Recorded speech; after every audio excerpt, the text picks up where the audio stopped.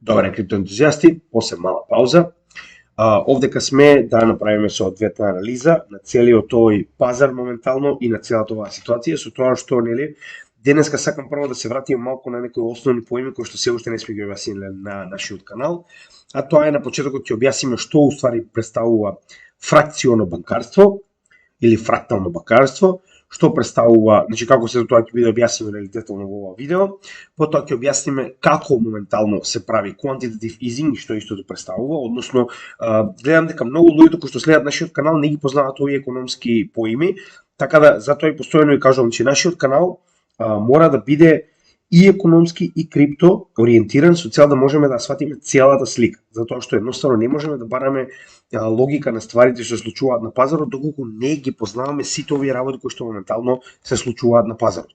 Така да, поради ова ќе мораме да објасниме што представува да речеме фрактално банкарство или fractional banking како што не го нарекуваат, како и да објасниме што уствари представува quantitative easing, bailout. Тоа се основни поими кои што моментално се случуваат на пазарот, а јас разговарам како да вие сте работеле со мене, не знам, 15 години. Така да мислам дека е паметно во моменталната ситуација да објасниме кој од овие поими што значи, како се применува и како тоа моментално покажува колку финансискиот систем е. Се разбираме? Значи овдека може да видите како изгледа финансискиот систем тоалетна хартија во боја. Значи денеска буквално ќе разговараме малку повеќе за тоа, со тоа што дополнително ќе објасниме и понатаму нели како ова афектира состанокот на Федералната резерва за само 4 дена од денес и како ова моментално афектира на криптопазарот, односно ќе направиме кратка анализа за тоа што се случува во него, но тоа е во вториот дел од видеото. Така да ќе гледам да почнем и да го завршим ова што е можно побрзо, но уште еднаш ќе напоменам, значи јас мислам дека 1 час од вашето време е соодветно кога станува збор за инвестирање на вашите тешко заработени средства. Така да ако имате време, јас би ви препорачал да го искористите со цел да научите како се тоа функционира, а јас се обидувам тоа да го направам во најдобар можен начин. Сега. Прво да објасниме што уствари представува fractional reserve banking. Значи ова е уствари систем, значи ова е самата дефиниција, понатаму ќе објасниме како се тоа изгледа. Значи ова е систем во кој само дел, односно фракција од банкарскиот депозит е потребен да биде во било кое време значи на располагање, да биде земен назад. Односно не целиот депозит во вашата банка е уствари секогаш достапен за вие да може да го земете назад. Значи, како што кажаме, буквално овде тоа го објаснуваат, значи ова е со закон. Значи, банките треба да имаат само одреден дел од своето цело портфолио во кеш, постојано, значи во ликвидна состојба, за да имаат доволно, нели, за да работат на секој дневна база за оние кои што сакаат например да си ги повлечат своите депозити.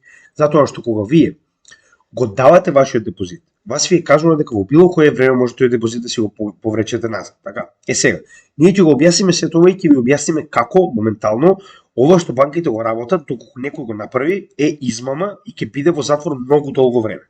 Значи ова беше само за да го видите ова, мислам дека е еден од најдобрите за позадина моментално сликичиња и wallpaper да речеме. Така да сега моментално ќе поразговараме околу делот со тоа како за нормални луѓе ова би било измама, а доколку го направи банка, ова е сосема нормално. Значи банките се секогаш во банкрот. Сакам тоа да го запамтите уште на самиот почеток. Значи не постои банка што не е банкрот. Зошто е тоа така? Затоа што банката треба да има само една мала фракција од сите оние пари кои што се внесени во банката во секое време на располагање. Затоа што ако банката не ги користи овие пари за профит, тогаш банката ќе биде во загуба. Така да она постојано користи најголемиот дел од сите овие депозити за да биде во профит, за да направи профит. Сега, како го прави тоа? Еве прост пример. Првиот депозитар, ќе речеме Кире моментално, дава $1000 на банката. Од кои банката според закон држи само $100 како резерва за целиот овој кредит од 1000, а 900 моментално ги дава на, не знам, Мите, така.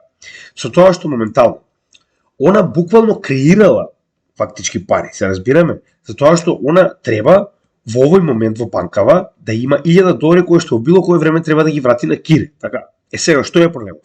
што банката во оваа ситуација буквално креирала нови $900. Се разбираме? Зошто го кажувам тоа? Затоа што она фактички, ако Кире ги побара сега парите назад, она ќе мора да ги врати, а не смее да ги побара од Мите, затоа што нели Мите си има соодветен договор кога истиот треба да ги врати овие пари. Така. И сега како рековме, разликата помеѓу овие пари е уствари она што банката ќе го земе назад како профит, односно каматата која што ја наплаќа на Мите, а Кире во оваа ситуација зема многу мала камата. Разликата помеѓу каматите е профитот на банка. Сега, што е проблемот овде? Гледате што се случува кога ова постојано се зголемува и се зголемува и се зголемува. Значи, моменталното портфолио на банката е $1.900, се разбираме? Значи, портфолиото во однос на дебит и кредит во банката е вкупно $1.900, од кои она само и 100 поседува моментално. Така? Значи, има 1000 кои што ги должи на првиот, на Кире, а на Мите, значи, Мите и должи практично 900. И сега, ако продолжиме понатаму, гледате што се случува, истата ситуација. $900 дава, не знам, трајче. Овие $900, значи 810 ги даваат на некој сосема друг, значи тоа е веќе кредит, така.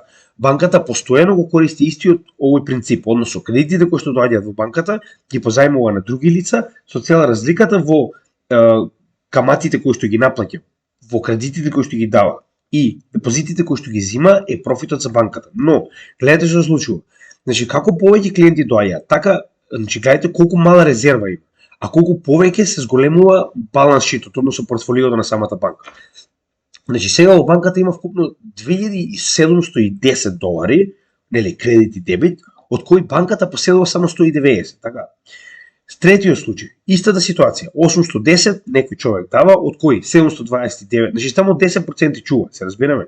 729 ги дава на сосема друго лице и чува само 81. Значи после само тројца клиенти, така. Со 10% фрактално зачувување. Значи тоа е поентата. Резервата која што ја чува во оваа ситуација само 10% од секој депозит. Вие имате $271 кој што моментално банката ги чува како резерва, а вкупното задолжување и нели доверителство на банката во однос на своите доверители и должници е $3439. Ако замислете само двајца од овие тројца дојдат и побараат да се ги вратат парите назад. Че они бараат, еве пример, првиот и вториот, $1.900 бараат назад, така, и треба да им бидат исплатени во моментов $1.900. Гледате колку моментално банката има на располагање. 270, така. Но сега замислете кога се прави со милиони и милиони луѓе, кои што банката моментално даваат депозит, нормално е дека банката има голема резерва која што на нормална база, кога само еден човек или двајца би дошле да си ги побараат на депозитите, да банката не е проблем да им ги исплати, се разбираме. Проблем е во моментот кога овој ќе си ги повлече парите и ќе почне да кажува на другите дека банката по се изгледа нема доволно пари и тогаш станува паника и сите депозитари си ги бараат назад парите, а банката нема ниту блиску до доволно за тоа да го направи, да ги врати.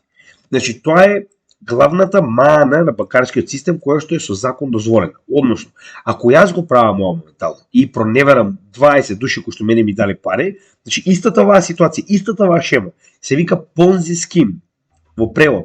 Јас фактички ги користам нивните пари да ги дадам на други луѓе, од кои што практично очекувам профит со кој што ќе ги вратам парите кои што ми биле дадени. Тоа е дефиниција на Ponzi шема. Ако јас го направам тоа, јас ќе имам во затвор многу години. Но на банките тоа им е дозволено. И да не забораваме, државата стои позади нив со оваа тоалетна хартија да направи бейлаут секогаш кога банките ќе засерат повеќе од вообичаено.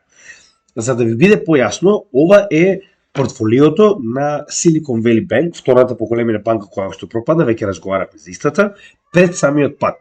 Значи банката, вкупното портфолио е 210 билиона, така? Од кои само 13,8, односно ајде ќе земеме 14, денеска сум расположен ќе им попуштам. Само 14 билиони ликвидност има банката. Како може банката да врати кога повеќето од нив ќе дојдат и ќе побараат да си ги вратат средствата назад? Така да, во оваа ситуација банката има помалку дури од 10%. Значи помалку од 10% ликвидност на целиот капитал кој што го поседува. Со тоа што проблемот каде е? Во оваа ситуација, значи SVB, Silicon Valley Bank, поседува net loans, значи тоа е 73,6 билиони позајмици од депозити, што значи дека ова се пари кои што во било кој време некој може да си ги побара назад. И поседува поголем дел од своето портфолио held to maturity investments, односно ова е кога купувате да речеме bonds или treasury notes или слично, каде што фактички вас државата ви должи, така, и ви исплаќа со некој одреден процент на камата за пример година 5-10, зависи на колку време е купена оваа врзница. Сега што е проблемот? Проблемот е што во моментот кога се случиле rate hikes-от, овие обврзници паѓаат на вредност. И колку повеќе паѓаат на вредност, толку повеќе ова што гледате овдека моментално се намалува. Зошто е тоа така? Затоа што они ги купиле овие обврзници, односно нели bonds и treasury notes и слично, кога немало ниту еден rate hike, односно кога буквално нема никаква камата на средствата кои што се позајмени од страна на Федералната резерва. Така да во оваа ситуација што се случува? Колку повеќе се качува каматата, толку повеќе овие 91,3 билиона се намалуваат во вредност и ако они почекале за сето ова да се смири и целата оваа криза да помине и ги продадат нели според нормалното, она кога треба фактички на самата држава, ќе ги вратат сите средства назад заедно со камата без никаков проблем. Но кога вие добивате поголем дел од вашите депозитари кои што бараат да им бидат вратени овие долгови, а вие веќе сте ги дале на некој кредит, да речем на ваши должници, така, вие не може да ги барате од вашите должници пред време парите. Што значи, мора да ги продадете овие bonds и treasury notes и слично по онаа цена која што моментално имате со цел да вратите што можете од тој капитал за да го запрете бенкранот. Но колку повеќе продавате, толку повеќе паниката се зголемува, затоа што вие порано или подоцна ќе мора да објавите дека сте продале во загуба дел од вашето портфолио. И кога тоа ќе го направите, автоматски настанува масовна паника. И луѓето се повеќе и повеќе си бараат парите назад. И што се случува? Вие фактички во огромна загуба го продавате овој дел од вашето портфолио по било каква цена во моментот, само за да се ослободите и да вратите што можете повеќе од парите. И на тој начин вие фактички веќе сте во голема загуба, затоа што кога ќе дојде моментот на крајот да треба да ги вратите сите средства на вашите депозитари, вие ќе имате огромна загуба, односно ќе имате дел од вашето портфолио кој што недостасува за да може сите да бидат намирени. Тука е проблемот, се разбираме. Затоа постојано ви кажувам, ова е сликата која што треба да ви објасни дека банките се постојано во банкрот. Банките постојано се со ваква ситуација. Тоа не е една банка, тоа се сите банки. Не постои банка на светот која што нема ваков тип на портфолио. Проблемот е што банката држи според нели она фрактално банкарство само многу мал дел од оние депозити кои што ги добива. Што значи дека ако се случи на било која банка истата оваа ситуација без разлика колку е голема, истото ќе се случи, значи нема поинаку, ме разбирате ли?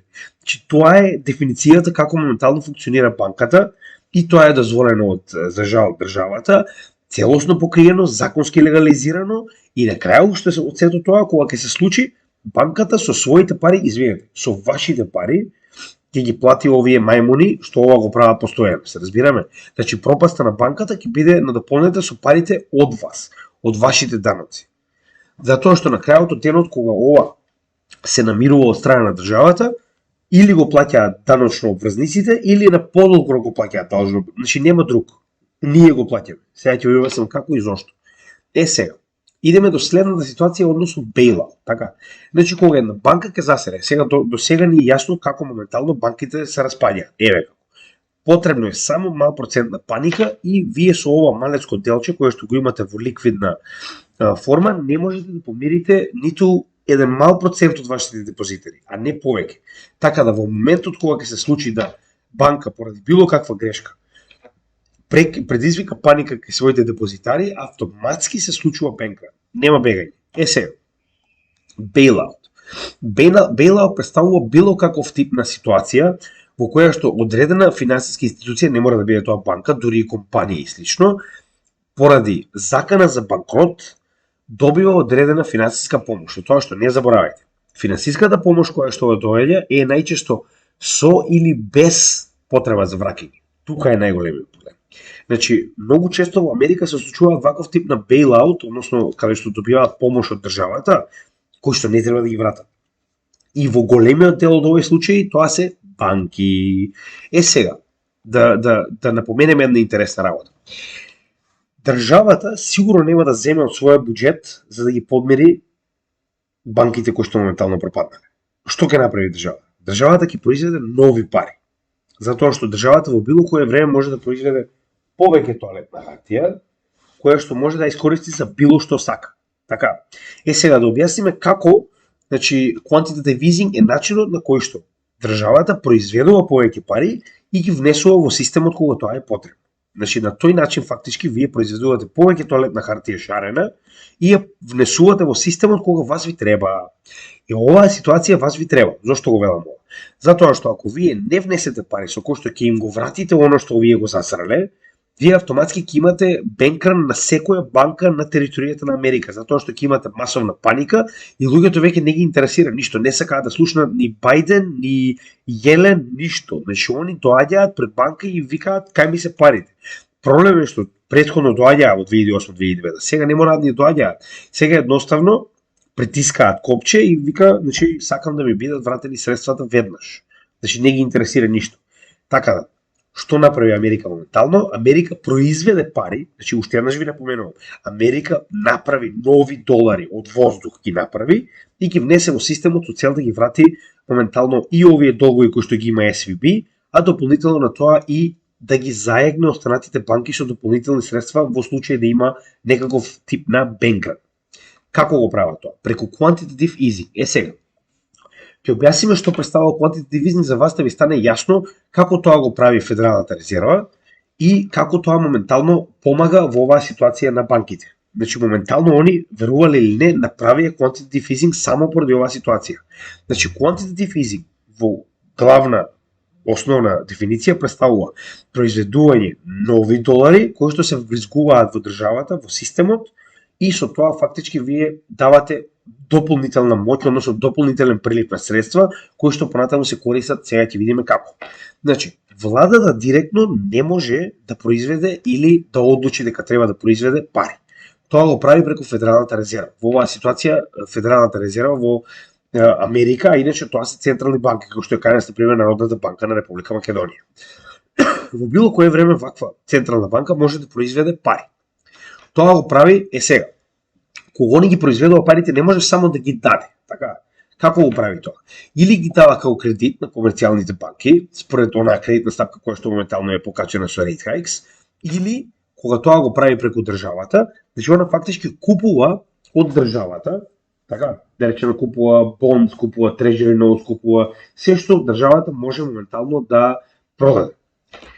Ваквите работи кои ги купува за ново произведени пари кои што ги дава на државата, која што после тоа може овие пари да ги користи како сака. Значи на тој начин владата и Федералната резерва соработуваат помеѓу себе кога е потребно да се вбризга нова количина на долари во системот. И како што можеме да видиме, значи со секое фактичко вакво ново произведување на долари, они фактички го зголемуваат свој баланс шит. Претпоставам дека сте слушале многу пати до сега баланс шит, што уствари представува. Значи, овде како што можеме да видиме, во случајов, значи, имаме 1 трилион произведени до овој момент. Сега, повторно, ова е само пример. Понатаму ќе објасниме што се случува. Значи, имаме 1 трилион произведени нови банкноти со долари, така, кои што они не можат само да ги дадат на државата, така. Државата во замена им дава treasury notes и bond, односно им дава државни обврзници кои што фактички ги купува Федералната резерва и вака купените ги заменува со новопроизведените долари кои што потоа државата ги користи за што сака. Значи државата фактички тоа и представува буџет, односно самата влада, и може да прави што сака со нив. Дали ќе дава плати, дали ќе купува некои нови инвестиции, што и да е. Не е битно. Со тоа што колку повеќе произведува нови банкноти, толку повеќе купува како од државата, така и од останатите, значи некојаш купува од банки, како што е например mortgage-backed securities, тоа се од банките средства, така. Agency securities, тоа се одредени практично институции кои што не се државата, значи гледате, Федералната резерва не позајмува само на државата, како што кажеме, позајмува на многу различни аспекти. Така да, во оваа ситуација, значи, секогаш кога произведува ново количество на пари, истото го заменува за одредени должнички харти од вредност за оние институции или корпорации или држава или што и да е, од кои што фактички треба, нели, да ги даде пари. И на тој начин се вбрезгува ново количество на пари во системот. Тоа е quantitative easing. Мислам дека сега ви е многу појасно, така. Значи на тој начин фактички вие правите quantitative easing. Со тоа што ќе се вратиме сега овдека на оваа шема за да види уште појасно.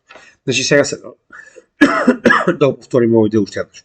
Централната банка прави пари, истите ги дава на финансиски институции без разлика дали тоа држава или банка или не знам, оние големите, да речем, комерцијални банки како што се JP Morgan и слично, кои што понатаму. Значи, колку повеќе го правите, толку го намалува интерест рейтот. Значи, се сеќавате оно што разговаравме. Значи, колку повеќе рейт хајкс, толку повеќе поскапи се овие пари кои што ги дава. Колку помалку рейт хајкс, толку поевтини се. Значи, едноставно имате многу помал процент што треба да го вратите назад со првото количество на пари кои што сте го позајмили. Така. Овие пак, дали е тоа држава или да речем комерцијални банки, го даваат на физички и правни лица кои што понатаму вакви на некој начин ефтин кеш, затоа што има многу помала каматна стапка од разлика сега, го користат со цел да произведат нови работни места, да произведат нови погони и едноставно на тој начин правите буст на економијата. Сега моментално тоа што го прави Федералната резерва е сосем обратно, односно ги качува каматните стапки, значи мислам дека многу пати сме го објасниле, ама сега се обидам да го објаснам заедно со целата оваа ситуација да ви стане јасно. Значи со качување на каматната стапка вие се поскапи се парите кои што сте ги позајмиле или сакате да ги позајмите моментално од Централната банка, во случајот Федералната резерва. Што значи 5 пати ќе размислите дали ќе земете нови пари или пак ќе гледате што може повеќе да вратите од парите што си ги земале до сега со цел да не платите што поголема камата, затоа што гледате дека и понатаму Федералната резерва ги зголемува каматните стапки. Сега кога ја гледаме вака целата ситуација, мислам дека многу ви јасно што уствари точно представува quantitative easing. И колку повеќе моментално произведува Федералната резерва, толку повеќе се зголемува незиниот баланс шит. Само да го најдам каде го стави баланс шитот на како успеа да само момент. Така, значи ова представува баланс шитот моментално на Федералната резерва, каде што се повеќе и повеќе се зголемува количината на пари која што има во хартија од вредност, кои што одредени институции и корпорации ги должат, претежно институции нормално.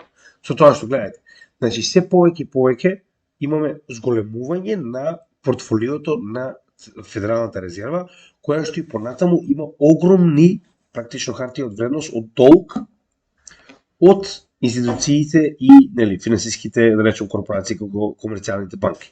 Со тоа што во исто време, колку повеќе се зголемува долг, толку повеќе се зголемува и количината на пари.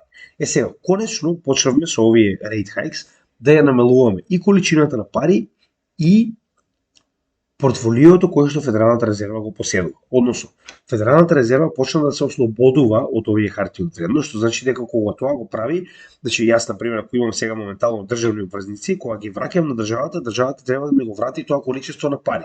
Автоматски, колку повеќе ги враќам обврзниците на државата, толку повеќе државата значи ми ги враќа парите, што значи дека се намалува големината на долари во циркулација на пазарот, што можеме да го видиме.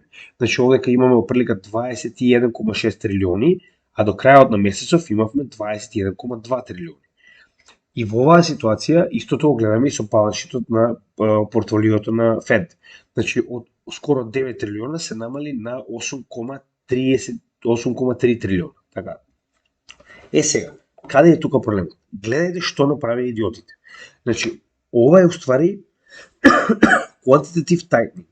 Колку повеќе се зголемува rate hike, колку повеќе они се ослободуваат од своето портфолио, толку повеќе се намалува количината на долари на пазарот, автоматски имате контрахирање на економијата, автоматски се намалува инфлацијата. Значи се прави правилно до сега. Што се случува? Најначи имате ситуација во која што банките почнуваат да пропаѓаат поради ваквиот quantitative tightening, што е нормално затоа што значи едноставно вие со таквото контрахирање на економијата наседелувате. Така, кога ја контрахирате економијата, ги принудувате луѓето да посегнат кон своите savings, така, кон своите депозити, оно што оставиле во банка за лоши денови. Кога го правите тоа, овие луѓе доаѓаат во банките и си ги вадат своите депозити. Кога го прават тоа, автоматски банката доаѓа до момент каде што не може да ги врати овие депозити затоа што е презадолжена во давање на кредити и купување на инвестициони инструменти како што се обврзници и ме разбирате. Така да во оваа ситуација гледате каде ова е тој магичен круг. Значи сега со ваквото намалување на доларите, физичките и правните лица мораат да посегнат по своите заштеди, а на тој начин удираат на банката затоа што банката не може да им ги врати. Паника настанува, бенкран, вуала, се наоѓаме во оваа ситуација. Сега, што се случува следно? Значи следно моментално Федералната резерва по навод нормално на државата сваќа дека ако ги остави банките да паднат нормално, ќе се случи општ бенкран низ целата држава. Затоа што моментално направи, гледајте ги идиотите, значи целата оваа борба против инфлацијата моментално се сведе на дај да спасиме банка. Така, до сега беше нема шанси, продолжуваме понатаму. Што направи? Гледајте го, овие неколку дена што направи. Гледајте го. Гледајте го овој скок. Значи ова е намалување на нивното портфолио до 8,3 и за само еден ден од 8,3 стана на 8,6. Тоа значи дека 300 билиона моментално Федералната резерва ново испринтани пари им ги даде на банките, значи ова е официјална информација, како кредит за една година во превод, затоа што банките и понатаму се постават дека ќе имаме понатамошен бенкран. Ова е ново вбризгување на кеш во банките со цел ако некој дојде до таков тип на бенкран, каде што повеќето ќе сакаат да си ги вратат парите назад, депозитарите, ќе имаат поголема резерва за да можат да вратат, затоа што и останатите банки се во иста ситуација. Не заборавајте, се враќаме секогаш овде. И останатите банки имаат можеби дупло од ова, но повторно толку имаат. Немаат повеќе од оваа структура. Таа е истата структура. Така да, моментално Федералната резерва на сите ни кажува како мора да продолжи со продавање на своето портфолио и намалување на количината на долари, ама не на банките. Кога станува збор за банките, може да се запре. 300 билиона моментално ново испринтани пари влегуваат на пазарот за кои што ние ќе треба, не ние, но американските граѓани, ама повторно и ние, со оглед на фактот дека инфлацијата во Америка делува низ целиот свет, моментално повторно се враќаме назад. Зошто го велам ова?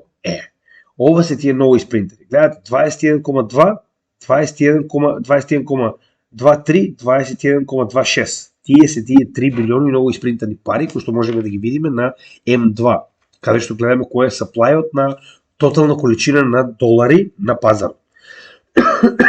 Што значи дека целиот овој quantitative tightening што се правеше до сега, со ваква постапка може да тргне во обратна насока, затоа што повторно го зголемувате количината на долари на пазарот. Проблем, ќе се зголеми повторно инфлацијата. Сега, кога веќе го објасниме се тоа, значи, пред да разговараме што ќе прави следно Федералната резерва, сакам да ви кажам дека, гледате, ако ова беше криптосектор, недвижнини, не знам што и да е, ништо немаше да добие ваква помош. Но кога станува збор за нивните драгоцени банки, може да се запре со се, само да се помогне на банките не смеат да пропаднат. Ете, во таков систем живеете. Ќе напоменем уште еднаш што се случува со банките, ќе споредиме со криптосекторот. Сега, денеска, ова се банките, денеска, ќе рефреширам, ова е Yahoo Finance, таму ги следам најголемите и најдобрите банки во светов. Ова се во Америка, да бидеме реални, денеска. Значи, ова гледате ова. На дневно ниво, JP Morgan, најголемата банка во Америка, 3,78 и паднале акциите, односно хартиите од вредност. Bank of America, втора по големина, 3,9 надолу. Wells Fargo, 3,9. Morgan Stanley, 3,2. HSBC, 4,09. Но, ова е само денес. Да погледнеме како изгледа за неколку од нив. Ќе земам рандом. Wells Fargo, HSBC, 4 ќе земеме да видиме како изгледа во последниот месец. Тоа што ви кажуваат дека нема паника. Има паника на пазарот. И тоа, повторно, ајде да беше само од депозитари. Туку паниката е од оние кои што инвестираат во банките. Сега ќе ви покажам, само да се излоадираат страниците. Погледнете го. Значи, JP Morgan, така, најголемата. Ако оставиме на месечно ниво, гледате го. Од 143 нивните акции падна на 125. Ова се двоцифрени загуби во проценти, не едноцифрени. Така, да погледнеме што се случува понатаму. Wells Fargo од 24,6 на 23,4 моментално. Ова за банка е огромна загуба. Ова е паралелно на истата, ако не се лажам уште некога. 46,84, 37,76. Што се двоцифрени процентуални загуби за банките кои што, верувајте ми, се неочекувани и ова е огромна загуба на крајот од годината за ваквите банки. Значи HSBC Holding исто така едно најголемо, 38,4 на 33.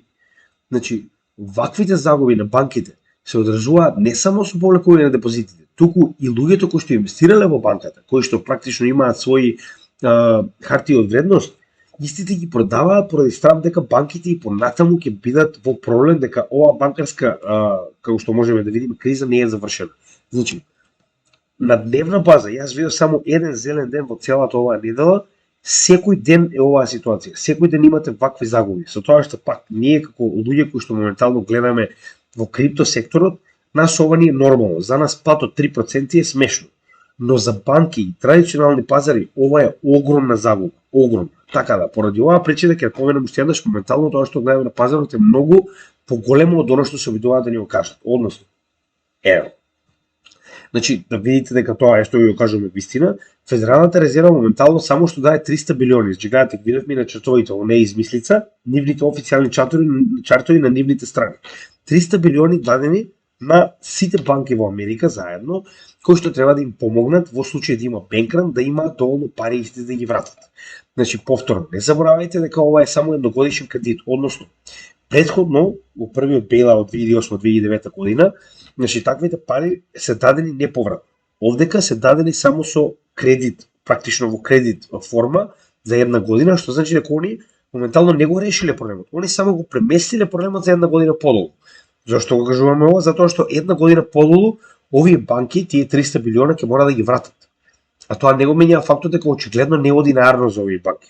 Така да мораме да видиме дали они ќе успеат да го средат сето ова за една година. Од друга страна, друг проблем што се јавува е ова. Моментално не големите банки, малите банки се тие кои што страдаат највеќе. Односно, многу од луѓето знаете како, кога имате 10 компании кои што работат еден ист бизнис во вашата земја, еве 10 банки, така. Од кои знаете дека двете најголеми банки моментално имаат над 1 трилион средства во располагање, додека вие останативе се само што започнате, така. Голема е веројатноста при паника и при моментална економска криза да си ги повлечете средствата од помалите и да ги ставите во поголемите, верувајќи дека имаат повеќе капитал и дека многу потешко ќе паднат, а од друга страна да не заборавиме, на државата многу побитно е да не падне голема банка отколку овие мали. Така да, First Republic Bank е една од оние кои што беше исто така многу погодена веднаш после падот на SVB, Silvergate и Signature. Така да, изгубија 70 и нешто проценти од вредноста на нивните хартии од вредност, пошто ваквите хартии од вредност мора да бидат замрзнати од страна на FDIC, за да не продолжи понатаму падот и да не колабира целата банка. Затоа што сите банки добија кеш од Федералната резерва, а First Republic Bank доби 30 билиона од страна на поголемите банки. Што значи дека она фактички голем дел од своите акции моментално си ги продала на JP Morgan практично. Затоа што знаеме кој го прави сето тоа. Сега, проблемот каде е? Во исто време не се случува само во Америка. Значи, мораме да не заборавиме дека Америка е само една држава и дека најчесто фрањата почнуваат од Америка, но не се лимитирани на Америка. Следна која што знаеме дека со месеци назад има проблем е Credit Suisse. Но, разликата е од тоа што Credit Suisse, за разлика од останатите банки кои што колабираа во овој месец, представува стратешка институционална банка која што не смее да биде дозволено да пропадне. Значи не смее. Сега. Сега ќе ви кажам колку интересно се тоа изгледа. Значи ова се ствари во Credit Suisse Bank, кој во овие претходниве, значи на страна тоа што станува збор за ризик кој што постојано е тука присутен, затоа што имаме, значи како што кажавме, структура на институција која што е направена да биде банкротирана уште од самиот старт. Се вратиме уште еднаш, оние кои што не го виделе почетокот, значи направена е да биде банкрот од самиот старт. Дополнително вие внесувате уште поголем ризик со, да речем, несоодветно менаџирање на портфолиото и инвестирање во ствари кои што се ризични и вие сте изгубени. Така. Тоа е ситуацијата со Credit Suisse, нема да навлегуваме во детали. Значи Credit Suisse пред само еден месец, че ќе ставиме 6, затоа што кај неа е многу дури гледате, дури пред една година. Значи биле власте швајцарски франци 3,35, за да падне на 1,86. Значи изгубила 50% од вредноста на хартиите на хартиите од вредност кои што ги има издадено. Значи своите хартии од вредност изгубиле 50% од својата вредност. За само една година. За само една година. Тоа за ваков тип на огромна банка е недозволиво. Сега, во исто време, да заборавиме на фактот дека имаше огромен бекер, значи огромен капитал кој што доаѓаше од Саудиска Арабија, кој што престана да доаѓа, но значи ова е само side note, сватете ова како фуснота. Како се до тоа изгледа? Credit Suisse е една од најгласните банки за санкции кон Русија, така? Во исто време имате Русија е прв пријател со Кина. Кина пред само еден месец подпише повеќе од 150 билатерални договори со Саудиска Арабија, а Саудиска Арабија ја кикна Америка. Така да, Саудиска Арабија се повлекува од Credit Suisse. Погледате побрзаноста. Значи, нормално е кога почнувате да играте за спротивниот тим, дека ваква ситуација може само во договор со вашите партнери, во случајов Саудиска Арабија и Кина, да одлучите да престанете да финансирате Credit Suisse, кога е таа една од најголемите поддржувачи на санкциите на Русија. Но ова е само side note, ова е моје мислење, останува да видиме како се тоа ќе биде, но како и да е. Саудиска Арабија и кои да беа тие инвеститори во позадина кои што плаќаа огромен кеш од целова банка да се врати на здрави нозе, очигледно не беа доволно и истите кажуваат дека ќе престанат. Така. Со нивното престанување, значи, гледајте ова. Со нивното престанување пред само неколку дена од 2,02 на 1,86. За нив ова е огромна загуба. Со тоа што ваквото престанување ги принуди во оваа ситуација швајцарската власт да прво бараат, како што кажам, секоја банка која што пропаѓа или пропадната се наоѓа наједноставно решение да биде продадена на поголема банка. Во оваа ситуација Credit Suisse е понудена да биде купена од страна на UBS. Ако се сеќавате, ovo кажам уште на првото видео кога разговаравме за целата оваа криза и тоа било направено 2008, тоа било правено и претходно, тоа се прави и сега. Односно, целата инфраструктура, вработени, долгови и кредити и сето тоа заедно се дава на поголема банка. На тој начин, прво, ваквата институција знае што да прави со сето тоа. Второ, се зачувува, значи, целата таа инфраструктура која што била изградена од првата банка. Така да моментално се обидуваат да продадат на UBS, но слушнавме некои интересни мојавети дека UBS се откажала, останува да видиме, ова е се уште во тек. А во исто време 54 билиони долари се дадени од Централната банка на Швајцарија на Credit Suisse со цел да ја спаси. Значи, Федералната резерва испринтала 300 билиони за да ги даде и да ги распредели на сите банки во Америка. А во Швајцарија само 54 билиони се дадени директно на Credit Suisse. Замислете во колку големи гомна е Credit Suisse. Се разбираме? Значи, споредете го ова, така. Значи, кога само 300 билиони биле испринтани и дадени на американските компании со цел да не се предизвика следен бенкран, а овдека биле потребни 54 билиони. Проблемот е што Credit Suisse, како што кажав, представува буквално институционална стратешка банка на целиот свет, не само на Швајцарија, што значи дека нема да дозволат да пропадне. Од друга страна, еве истата ситуација. Значи, банка ако пропаѓа, нема проблем, ќе испринтаме пари од воздух. Што и да треба ќе направиме, само да не пропадне банката. Ако овие 54 билиона моментално ќе резултираат со инфлација, зголемување на инфлацијата во Швајцарија. Зошто е тоа така? Колку повеќе платежни средства, толку поголема инфлација. Тоа веќе сме разговарале милион пати, но проблемот е што не е битно. Битно е дека банката треба да преживее. Сега, значи до сега гледате што се случува. Ако банка пропаѓа, се ќе запреме. Се ќе запреме, што треба ќе направиме, само банката не смее да пропадне. Каде беа за FTX? Нели беа многу загрижени? 2 милиона луѓе изгубија пари. Каде беа за FTX да тојат со бейлаут? Каде беа? Ама за FTX што рекоа? Ако се инвестирате, ќе се изгубите и така се учи лекцијата. Ама за банките тоа не важи. Така. Тоа сакам да ја кажам. Живеете у систем корумпиран, кој што е направен да работи против вас. И на крајот од денот вие ја плаќате инфлацијата. Инфлацијата се одразува на вас, инфлацијата се одразува на секој ден артиклите кои што ги купувате, на платата која што ја зимате и ви пропаѓа од година на година, на пензијата која што сега ја плаќате, а стандардот по кој што ќе ја добиете е сегашен во наредните 40 години, што значи дека кога ќе дојде ред да земете вашата пензија, вие ќе земете пензија со вредност од денешната ситуација, но во 40 години, затоа што имаме огромна инфлација, таа вредност знаете колку ќе биде. Тоа ако дома сега која им дава по 300 евра пензија во Македонија, а не може да преживеете ни со 500. Ете, таква е ситуацијата, тоа моментално не чека со ваквиот тип на финансиски систем кој што моментално владее во светот. Така да не заборавајте дека секогаш кога пропаѓа банка, нема проблем. Ќе го превртиме небото, банката не смее да пропадне. И тогаш се заборава се. Ама кога пропаѓа крипто, ете, така им треба, остави ги, нека пропаднат, ете, Арно, ама, кога пропаја криптонасте не е проблем. Кој бил смотан, чувал на FTX, на централната менувачница, пропаднал. Негов проблем, не е мој. На крајот од денот знаеш дека можеш да ги чуваш собствените средства дома.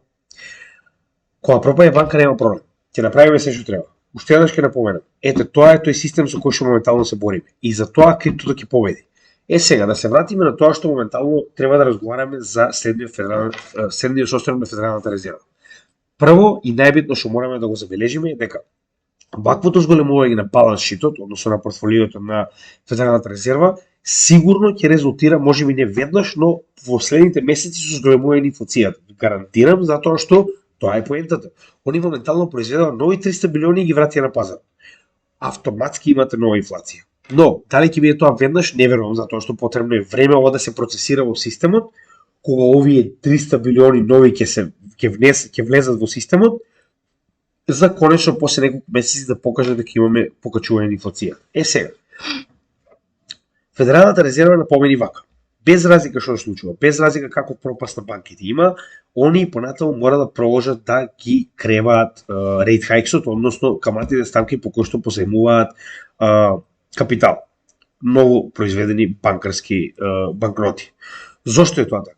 Затоа што ако не го направат тоа, да се вратиме на овој чарт кој што постојано се обидам да ви го покажам, значи моментално имаме инфлација која што е на ниво од 6. Ако моментално престанат со принтање со цел да го спасат финансискиот систем, ќе се случи ова. Она што постојано го зборувам, во 70-тите прерано се откажале и имаме ребаунд, односно втор врв на инфлацијата кој што достигнал дури до 15%. Се обидуваат тоа да не се случи и затоа кажаа дека и понатаму ги продолжат со rate hikes без разлика на тоа колку е тешко за самата економија. Така да тоа е првиот момент кој што мора да го забележиме. Но верувам дека не само јас, туку и многу од луѓето кои што гласале на овој чарт, дека ваквото зголемување ќе биде само 0,25%, наспроти тоа што го кажа на своето интервју на Capitol Hill 0,5%. Ако е 0,25%, тоа е веќе очекувано уште од претходниот состанок и после сите овие, нели, пореметување на целата оваа ситуација. Ако е 0,25, јас верувам дека тоа ќе биде сосема нормално, очекувано од пазарот, нема да има паника и верувам дека и понатаму ќе продолжи сето ова да функционира како и досега, односно да имаме позитивни вести затоа што е само 0,25. Проблемот е што ќе каже во однос на следниот период. Дали и понатаму ќе се продолжи затоа што неговата идеја беше да се стигне до 5 и кога ќе се стигне до 5 таму да се задржи оваа каматна стапка, се додека инфлацијата не се симне надолу до она 2% очекувана инфлација која што они сакаат да има. Така да, ако ги погледнеме претходните стапки, значи ние добивме значително намалување, ако се сеќавате, сето ова што кажа буквално се испада. Ви реков, ако добиеме значително намалување на CPI, ќе имаме скок. Тоа и се случи. 6,4 добивме 6 на 14 март, официјално добивме скок. Она што луѓето не го гледаат е кор инфлацијата. Каде што не добивме 0,4, добивме само 0,1. Односно, што уствари ни кажува тоа?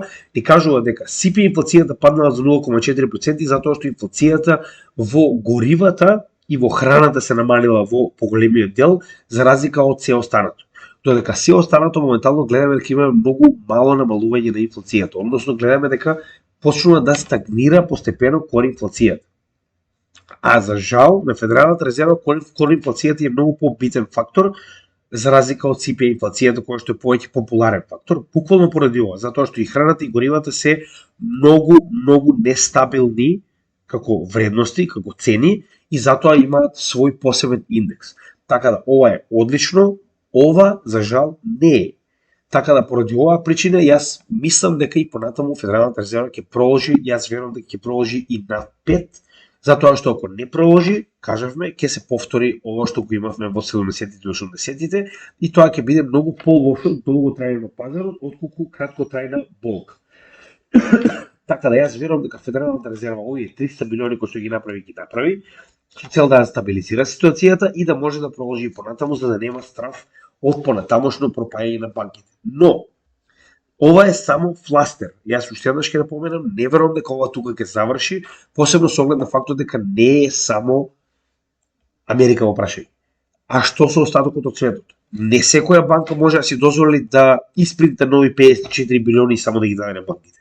Дури да може тоа да го направи, Повторно, тоа е крајно недобро за инфлацијата на долг рок во оваа држава, затоа што тоа ќе се врати назад на нејзините државјани. Сега, следниот состанок ние на 21 и 22 март, уште еднаш ќе напоменам, јас очекувам дека ќе добиеме покачување од 0,25, како и 62% од испитаниците, додека 38% очекуваат дека нема да има покачување. Ако нема покачување, тоа е уште попозитивно за пазарот, затоа што ако се одлучат да паузираат ментално и да задржат стапката на 4,75, тоа уште толку ќе забрза купување на ризични добра од типот на криптовалути, харти од вредност и слично. Да се надеваме дека тоа ќе биде така, затоа што нас ни одговара. Од друга страна, искрено, инфлацијата не е толку голем проблем за крипто, колку што е проблем за нивните пазари. Така да мене, ако ме прашувате, инфлацијата само ќе забрза адаптацијата на крипто пазарот. Но на секојдневните граѓани во однос на нивната плата, вклучувајќи ми мене, за жал, тоа е сосема друга ситуација каде што делува на вашата плата. Сега, оно што постојано го кажуваме, оно што го покажувавме претходно е дека намалување на доларите на пазарот автоматски значи и намалување на вредноста на DXY индексот. Во оваа ситуација сега зголемување, значи колку повеќе се намалува овој supply, толку повеќе зголемува вредноста на DXY индексот. Со тоа што во моментот кога конечно ќе престанеме со rate hikes, да се надеваме дека тоа ќе биде негде до средината на оваа година, уште толку ќе добиеме пат на DXY индексот.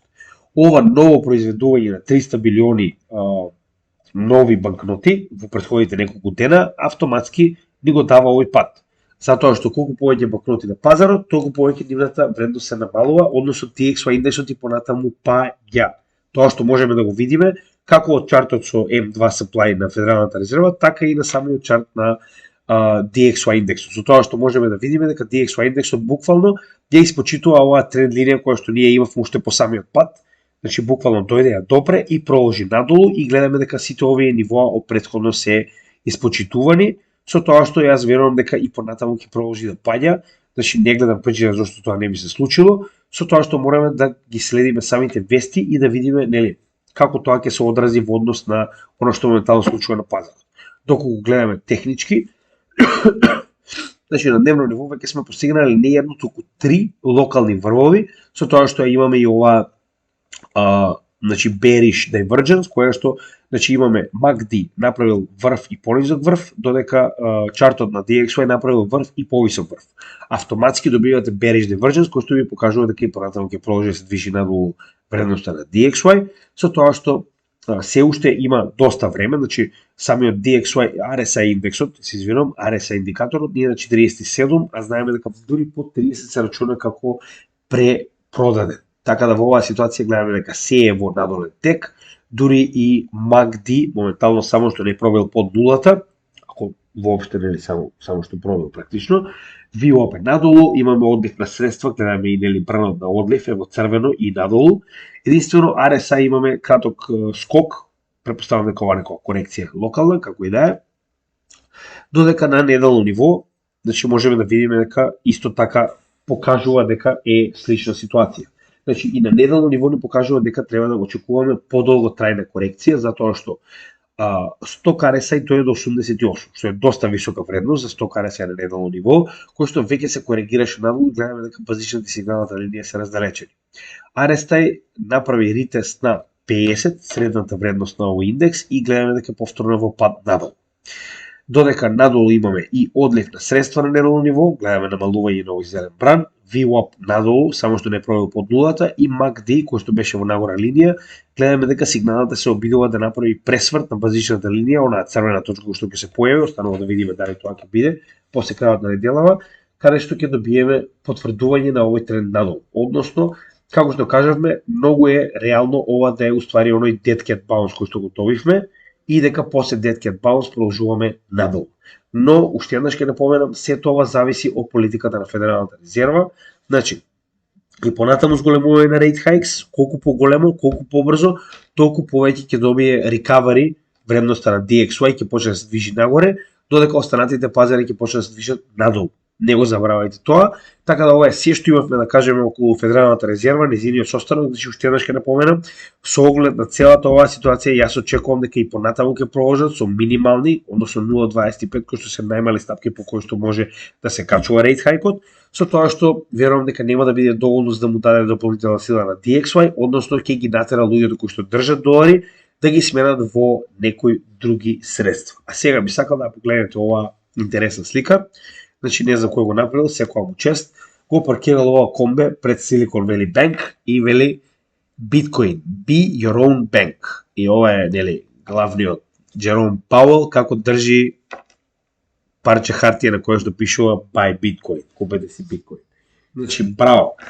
Ваквите герила акции многу ги почитувам и се сосема оправдани, ако ме прашувате, потребно е да им се каже. И имаше дури уште една поинтересна, вели, овој викенд, вика, и почетокот на недела, кога вашите банки престанаа да работат, вика, биткоин работеше. Биткоин работи секој викенд, работи 24/7, работи 365 дена во неделата. Додека вашите банки не работат ни во нормалните времења, така да имате од тоа предвид. Сега разговараме за позитивниот дел од целиот овој исход, односно конечно дојде до момент кога ваквата финансиска криза ќе се одрази позитивно за криптосекторот. Зошто е тоа така? Сакам да ви напоменам дека овој раст кој што моментално го гледаме не е предизвикан од шортс. Не е. Иако овде ќе имаме некои солидни суми од 177, 178, 167, за репер ќе го земеме падот на, во случајов, ова е во 14 јуни. Гледајте колку шорт има ликвидација. Ова е почетокот на годината кога добивме многу голем памп. Така, првиот овој памп кој што го добив. Значи, на 500 милиони ликвидирани шортс на 14 јануари, да видиме што се случило. Значи, 14 јануари представува оваа свеќе. Само да најдам точно. 14. Ова. Најголемата, најпоследната. Значи, ниту една од овие свеќи не е ни близко до она што беше вчерашната. 5%, предходната, дури да земеме пред самите шорти, 5 до 6%. Така. Со тоа што вчера добивме свеќа од 10%. Што значи дека ова не е шорт ликвидација и не е манипулација на пазарот, туку представува нов интерес на пазарот. Затоа е многу битно да знаете од каде доаѓа се тоа.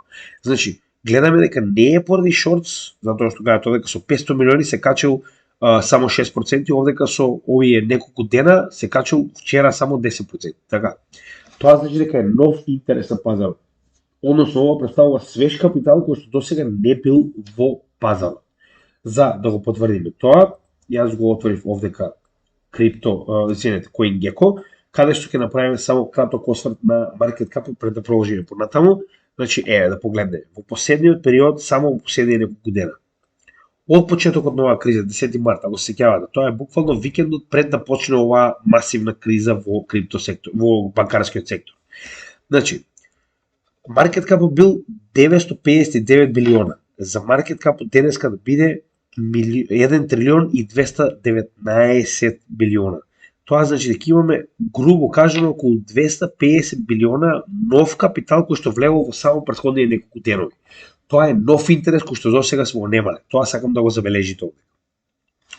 Сега, во однос на анализа, прво мораме да забележиме дека конечно поминавме претходното дно на првата капиталација после Тера Луна колапсот. Ако се сеќавате на моите анализи, јас ви кажам дека оваа тренд линија може да гради соодветна head and shoulders структура, како што веќе го кажавме тоа, уште еднаш ќе напоменам за што станува збор.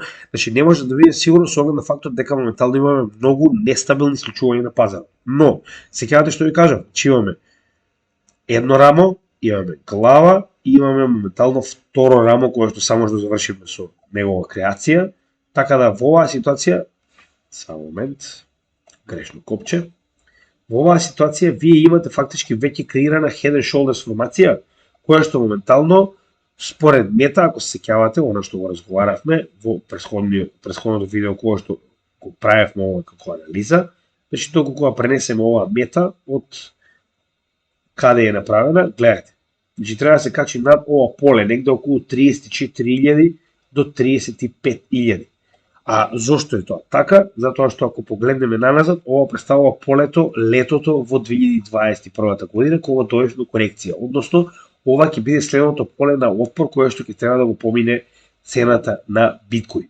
Така да, оно што уште еднаш го напоменав, ако се сеќавате, беше и буквално ако се сеќавате вака и го нацртав, реков до 20.000 очекувам да се направи второто рамо. Сите оние кои што следат мојот канал го знаат ова, доколку не, може да погледнете мојата претходна техничка анализа, ќе видите дека очекував креирање на второто рамо до 20.000. Не е ова сега поентата, јас ви кажав, стандардна работа, гледате и сами. Сите оние кои што следат мојот канал постојано, гледаат дека јас постојано ви кажувам. Иако, нели, не може никој да биде 100% сигурен, техничката анализа ви дава многу солидни гледања на стварите кои што моментално се случуваат на биткоин чартот. Да не се лажеме, главниот, те речем, иницијатор на сето ова беше падот на банките, што јас ви благодарам многу, се надевам дека ќе продолжите понатаму, мене ме радува кога паѓаат банките, затоа по големиот дел сето оно што поседувам јас и понатаму ќе ми остане во крипто. Сега, во однос на месечно ниво гледаме дека имаме подобрување со оглед на фактот дека март започна со длабока корекција. А моментално гледаме дека март буквално доби придвижување нагоре директно, со тоа што ако ги промениме овдека свеките во хајке наши, можеме да видиме дека трендот и понатаму продолжува. Значи, конечно добивме промена, тоа беше потврдата за дно, ако се сеќавате кога што разговаравме на месечно ниво, најголемата потврда за дно, а сега веќе почнува хајке наши да се движи и нагоре. Да се вратиме на неделно ниво, мислам дека индикаторите на месечно се многу јасни. Овдека на некој начин слично, со оглед на фактот дека имаме мала промена на трендот надолу и сега гледаме дека повторно имаме промена нагоре. Како и да е. Ќе ги вратиме во нормални свеки моментално, затоа што овдека е многу нејасно, се уште немаме соодветна структура за да можеме да разговараме за хајке наши. Гледаме дека тоа ако се сеќавате, значи колку може фундаментални вести на пазарот да променат се. Гледате го. Имавме надолен тренд и очекувавме и понатаму подлабока корекција затоа што се беше лошо за крипто сектор. Така. Фундаменталните вести во оваа ситуација кои што го спаси се тоа е пропаста на банкарскиот систем. Односно, буквално, она за што биткоин е направен, го направи во... Значи, тоа е најбитниот дел што треба да го забележите од целото ова видео. Дека ќе пропадат банките, знаеме. Дека финансискиот систем ќе биде заменет, знаеме. Нема да биде направено веднаш, ќе биде потребно време и тоа го знаеме. Но, единствената работа која што е најбитна, која што треба да забележиме од целата оваа недела и претходниот викенд е дека биткоин буквално го направи тоа за што беше креиран. Односно, се најде како резерва во моментот кога пропаѓаат банките. И ваквиот прилив на средства во биткоин е јасна ингеренција, јасна на некој начин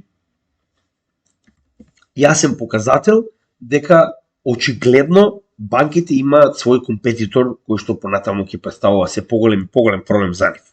Сега, на неделно ниво можеме да видиме дека се повеќе и повеќе индикаторите не покажуваат булиш секвенца, но не заборавајте дека моментално RSI е доста висок. Се наоѓаме на 64 скоро.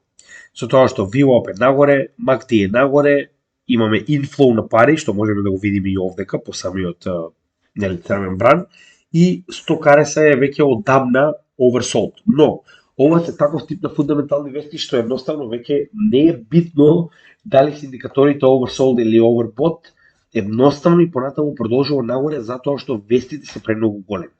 Од друга страна, значи гледајте оно што постојано ви го кажувам, значи техничката анализа е една од најдобрите работи што никогаш ми ги нашол во животот и никогаш нема да зажалам за тоа. Се сеќавате ви кажав, оваа жолта линија представува тренд кој што постојано околу него игра целата оваа, да речем, биткоин структура. Гледајте каде е корекцијата. На последните две свеки не успеа да промени надоле, се врати точно на оваа структура и од тука продолжи нагоре. Дополнително сето ова одговара со што друго ако не со овој канал. Така. И да не заборавиме на 20.000, значи гледайте до каде дојде. 20.000 бариерата. Ви го кажав ова, 20.000 представува психолошка бариера на која што има многу луѓе кои што се спремни да купат. И тоа се случи. Ќе се вратиме на дневно ниво, за да видиме точно за што уствари сакам да кажам. Значи гледайте ова.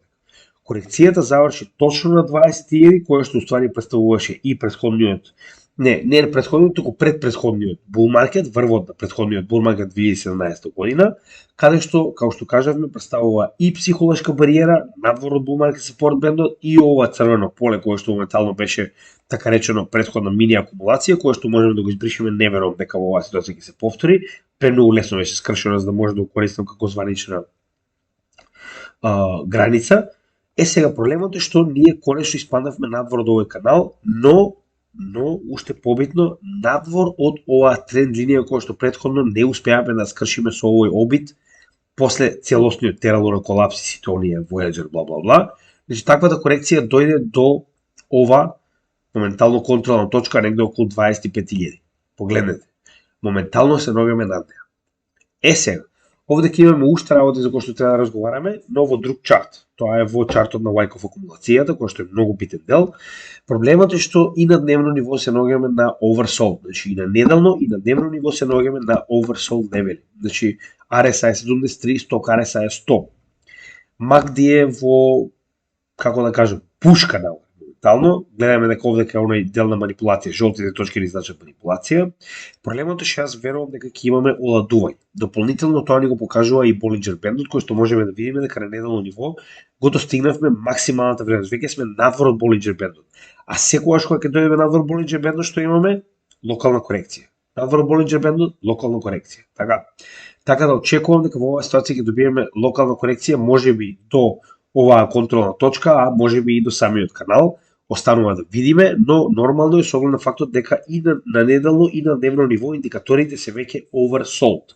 Со тоа што на дневно ниво се ногаме надвор комплетно од каналот на Bollinger Band-от, поради ваквите позитивни фундаментални вести, што е во секој случај. Сето што гледате одлично, но повторно потребна е мала корекција затоа што индикаторите се повторно во oversold левели. Сега, ако погледнеме на следниот чарт, каде што е многу појасно однос на неделно ниво и во однос на 4MAs и Bull Market Support Band. Значи, гледајте колку добро ни покажува техничката анализа. На првиот можеме да видиме психолошката бариера на 20.000, како и каналот и тренд линијата кој што ги имаме во тој чарт. Овдека пак, дали се сеќавате што ви кажам? Ритест на Bull Market Support Band, погледнете. Ритест од долната граница и од горната граница на Bull Market Support Band, што имаме? Следен скок. Што ни беше потребно ако сеќавате? Значи сите оние кои што следат мојот канал знаат точно што зборувам. Пробив на Bull Market Support Band, негов успешен ритест и потоа имаме след Bull Market. Што имаме од 2013 година, уште да погледнеме? Пробив на Bull Market Support Band, негов ритест и потоа имаме успешен Bull Market. Што моментално направивме овдека? Пробив на Bull Market Support Band, негов ритест и успешно движење нагоре. Дали ќе имаме следен Bull Market, останува да видиме, со оглед на фактот дека ваков тип на нестабилна економија никогаш не била присутна во Bull Marketите на биткоин. Тоа може да биде или огромен катализатор, или пак може да биде бариера која што ќе го запре движењето на криптопазарот, останува да видиме. Затоа што има големи закани од Америка, ако сеќавате она клипче кој што ви го пуштив, дека понатаму се спремаат уште поголеми акции против крипто. Така да не можеме да се радуваме веднаш и да кажеме дека се е завршено, но битно е да го кажеме уште еднаш тоа што претходно го разговараме. А за тоа не е битно. Значи само да ви го споредам ова. Ако се сеќавате, во моментот кога го добивме FTX колапсот, ако го споредиме ова моментално со S&P 500, значи FTX колапсот беше на 7 ноември таа свеќа, така? Да видиме што се случува на 7 ноември во светот на традиционалните пазари. 7 ноември, огромен раст. 7 ноември, огромен пад, така? Истата ситуација моментално ја гледаме и обратно, односно, кога станува збор за криптопазарите и падовите во криптопазарите, очигледно традиционалните пазари не се погодени. И обратно, во оваа ситуација кога имаме огромен пад поради банките, како што може да видите и сами, значи огромен пад, така, во традиционалните пазари, што се случува со биткоин? Се разбираме? Така да поради оваа причина гледаме дека има соодветни сегменти од традиционалните финансии и од криптопазарите кои што во однос на нивното паѓање, пропаѓање, едните делуваат на својот сектор, а на другиот не и обратно. Така да во оваа ситуација моментално кога банките пропаѓаат, вуала, биткоин расте. Сега, уште една интересна работа која сакам да ја напоменеме е тоа дека падот на претходната корекција заврши на 61,8 која што кореспондираше уште еднаш ке напоменам со 20 техничката, да речем, она ниво кое што ни е психолошко, потоа имате долната граница Bull Market Support Band и 61,8 од Fibonacci секвентата од ова движење во овој локално дно до овој локален врв.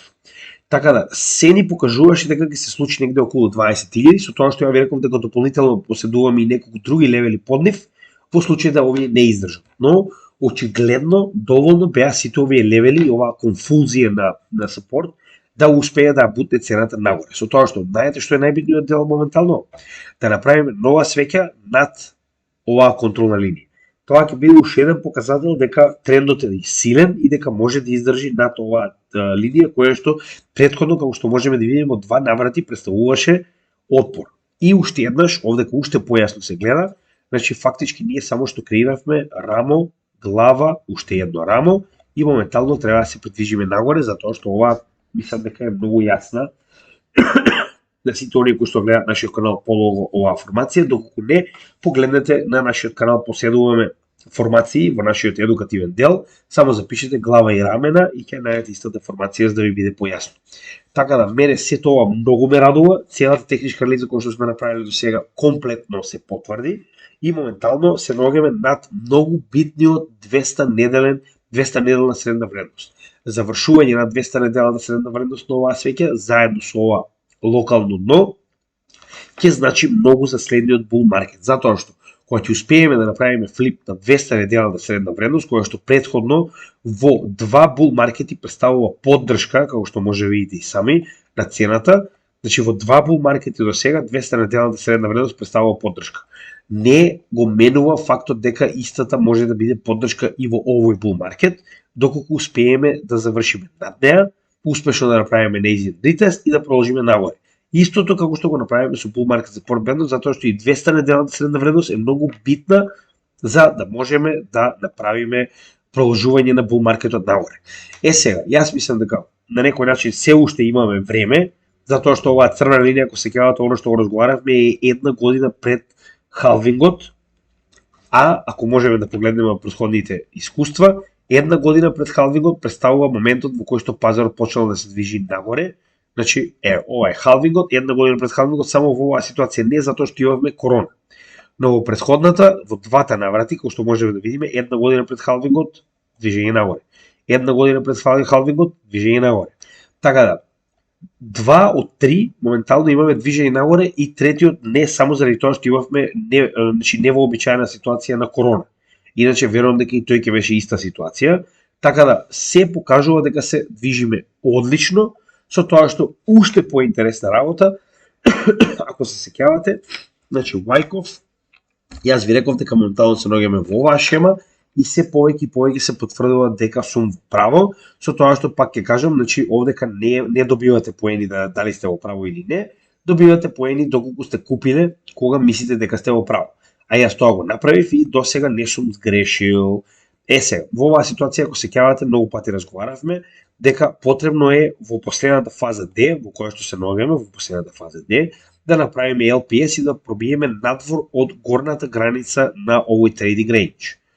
Горната граница на овој trading range, моментално само што успеавме да пробиеме.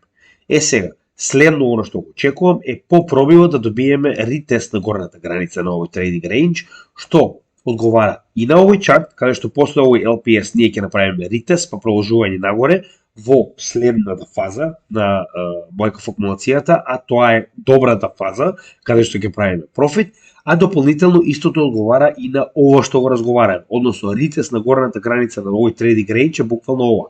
Дното на првиот пат од Тера Луна, заедно со овој ретест кој што го имавме, тоа е горната граница и гледате, значи ретест на оваа горна граница ќе значи ретест и на 200 неделната средна вредност и на оваа горна граница на trading range. Значи се вклопува во техничката анализа која што ја правиме. Гледате и сами дека се повеќе и повеќе појасно изгледаат работите кога ги гледаме технички. Така да во оваа ситуација мене не би ми изненадил ретест, тоа би било многу добро ако мене прашувате, само за да го направиме поедноставно и подобро, вака би требало тоа да изгледа. Значи ќе имаме вака би требало да изгледа тоа. Само да видите што уствари моментално очекувам. Значи вака би изгледало тоа што моментално се случува на самиот чарт. Значи добивме LPS во оваа ситуација, сега моментално добиваме ретест на горниот trading range и продолжување нагоре. Тоа е она што го очекувам според самата шема која што имаме овдека, А ова е прва промена на оваа жолта тренд линија уште од почетокот од кога е нацртана. Така да ова е прво аџустирање, така. Значи, моментално техничката анализа, иако имаме повисоки вредности од оно што би сакале моментално, како на дневно, така и на неделно ниво на индикаторите, тоа ни се совпаѓа со ова движење надвор од Болинџер бендот и негово ректифицирање до оваа тренд линија која што до сега беше отпор, за да ја свртиме во поддршка и да направиме нејзин ретест. Така да се од техничката анализа одговара на оно што до сега го разговаравме постојано, но еден мал проблем е, уште еднаш ќе напоменам, значи и ова одговара во техничката анализа. Ретест на горната граница дополнително ќе значи враќање на Fear and Greed Index од 64 назад барем во неутрална зона, затоа што моментално сме во грид, во скржавост, и уште една потврда за оно што го кажувам, значи кога пропаѓаат банки, делува на традиционалниот сектор, делува на традиционалните индекси како S&P 500, Nasdaq и слично, затоа се во extreme fear.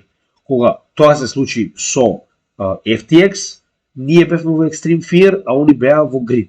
Така да, тоа е уште еднаш разлика која што прави декаплинг помеѓу традиционалните финансии и нашиот сектор, и да потврдиме уште еднаш оној влез кој што го видовме од 300 и повеќе билиона. Значи гледате, зголемување на новчаниците на 0,1 во овој период од практично последниве неколку, да речем, денови, каде што се повеќе и повеќе се зголемуваат и 0,1 биткоин, гледате во летите нагоре, и 1 биткоин, само да ги рефрешираме, значи 1 биткоин повторно имаме зголемување, 10 биткоина имаме благо зголемување исто така, и 1000 биткоина конечно имаме корекција. Ова е еден од побитните моменти што сакам да ви го објаснам.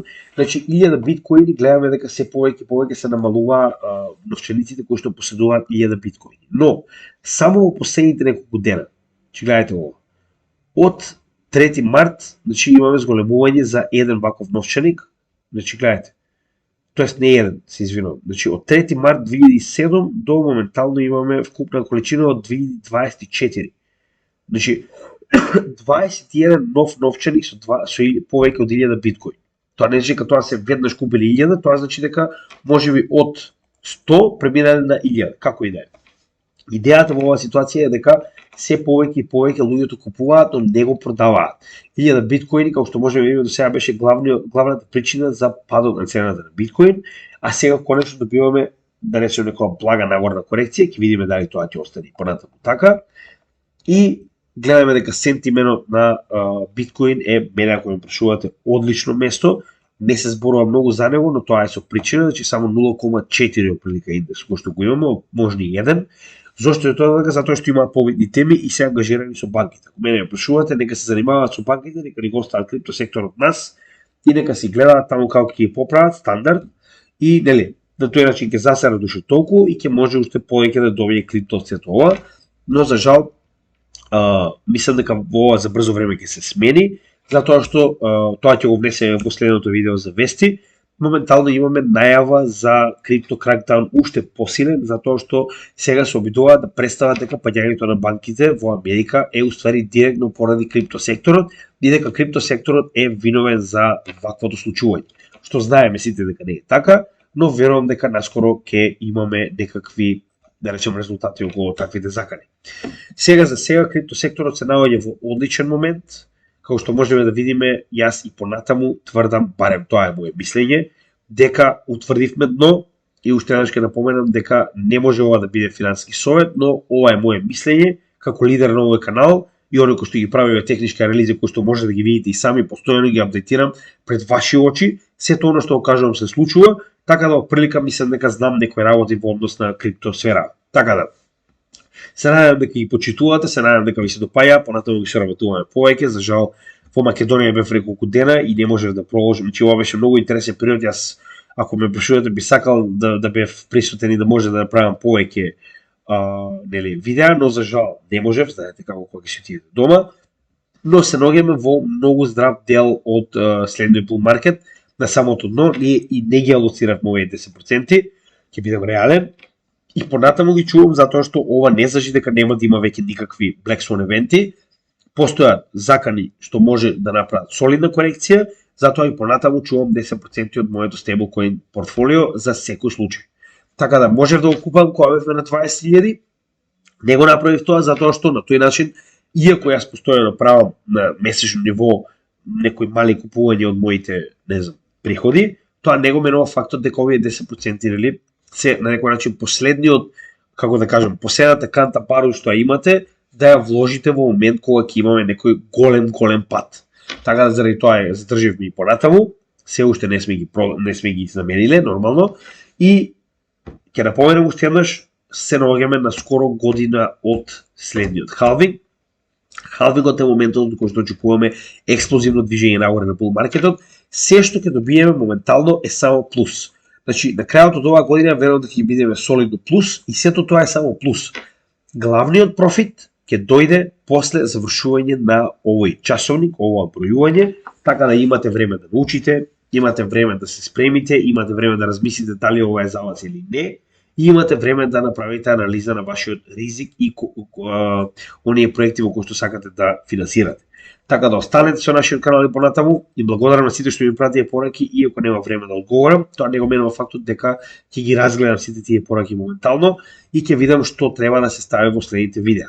Ќе направиме план во следната недела што ќе се прави, ќе ви известиме како и секогаш преку шортс, а во меѓувреме нормално ако има некоја вест која што мислите дека е битна, пратете ни ја, ако не, единствената работа која што параме од вас е доколку ви се допаѓа оно што го правиме на нашиот канал, доколку не ли гледате и сами дека информациите кои што ги кажуваме се издржани и бараме од солидни на некои наши извори, како и техничкиот дел на анализа, гледате дека сега за сега, барем до сега мислам дека не сме направили големи грешки, оно што го кажуваме се исполнува. Така да, ако ова ви помогнало вас, препорачајте го на оние кои што може исто така да им помогне на крајот од денот. Каналот е бесплатен и ќе остане да биде таков со цел да им помогнеме на сите оние кои што сакаат да научат за крипто на македонски јазик на сите македонци низ светот. Во меѓувреме, вашата тоалетна хартија во боја и понатаму продолжува да владее светот уште некое време, а ние како канал ќе се обидеме да едуцираме што може повеќе луѓе да знаат која е моќта на крипто и која е неполезноста на оваа тоалетна хартија во боја. Така да во меѓувреме имате добар ден и се гледаме во следното видео. Поздрав од Крипто Гимиџија.